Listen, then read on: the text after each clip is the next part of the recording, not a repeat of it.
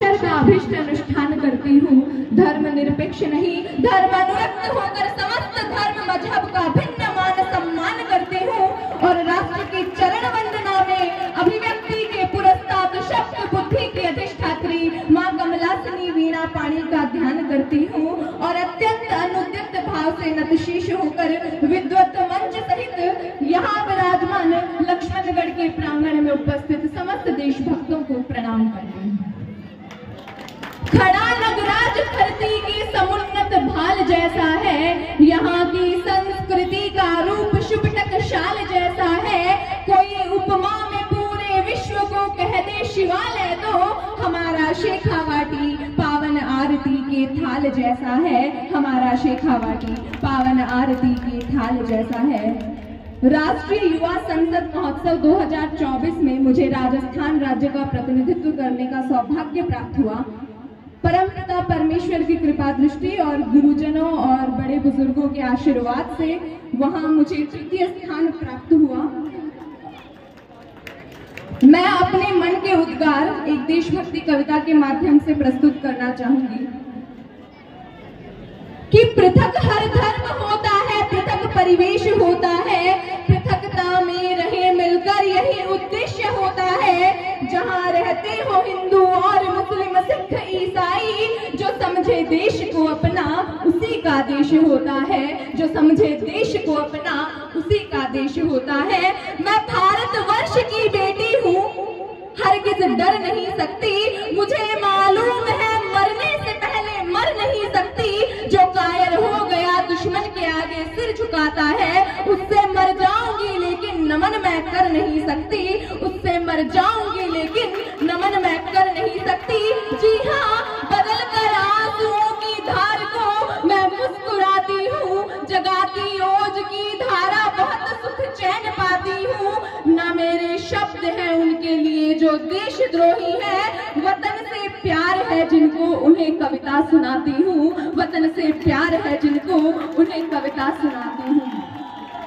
कि जब वतन की अस्मिता ही डोलती हो लक्ष्य खोकर, शब्द स्वर से लक्ष्य का संधान कविता है सुनो। और क्षीर सागर के मथन से गरल का प्राकट्य हो तो सृष्टि के कल्याण हित विषपान कविता है सुनो। और मांस नोचे धर्म का ही जब अधर्मी गिद्ध बनकर धर्म रक्षा के स्वरों का गान कविता है सुनो। और सागरों के शांत जल में ज्वार का उन्माद भरकर शब्द शक्ति जागरण अभियान कविता है सुनो। शब्द शक्ति जागरण अभियान कविता है सुनो। मेरी कविता शब्दों का 16 श्रृंगार नहीं है। मेरी कविता शब्दों का 16 श्रृंगार नहीं है। मेरी कविता छंदों की मीठी रसधार नहीं है। मेरी कविता प्यासे भंवरों की गुंजार नहीं है और हंस वेश में जिस्म फरोशी का दरबार नहीं है। तो क्या है मेरी कविता? मेरी कविता ओज भरी भाषा के द्वार खड़ी है। भूषण दिनकर की ड्योढ़ी पर पहरेदार खड़ी है। मेरी कविता समझौतों की शर्तों से इनकार करेगी, अवरोधों की चट्टानों से टकरा कर टंकार करेगी। और मेरी कविता खुददारी से युद्धों को स्वीकार करेगी। कुरुक्षेत्र में कौरव दल के कुल का कुल संहार करेगी।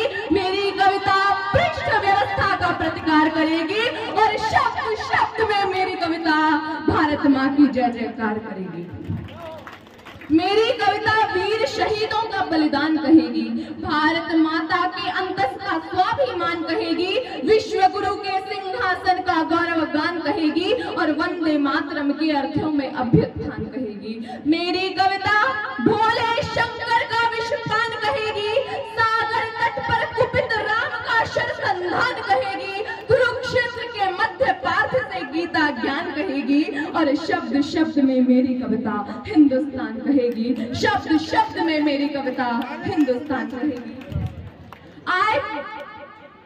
I feel proud to be an Indian. I being an Indian, I being a simple daughter of this motherland, feel proud to be an Indian। और मैं सैल्यूट करना चाहूंगी सरहद पर दिन रात हमारी रक्षा के लिए खड़े हुए जवान को, इस देश की पुलिस प्रशासन और किसान को और हर उस व्यक्ति को जो अपना काम पूरी ईमानदारी, मेहनत, लगन और पूर्ण निष्ठा के साथ करते हैं और इस प्रकार के मंच युवाओं को प्रदान करते हैं। जी हाँ, मैं उनको शब्द चढ़ाती हूँ, हिंद जिनकी जान था, नाम हिंदुस्तानी जिनका मजहब हिंदुस्तान था, रक्त से रंगते थे धरती को, अरियों की ललकार पर जय हिंद का नारा सदा लिखा था जेलों की दीवार पर।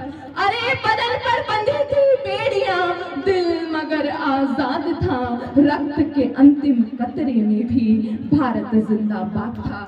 जय हिंद, जय भारत।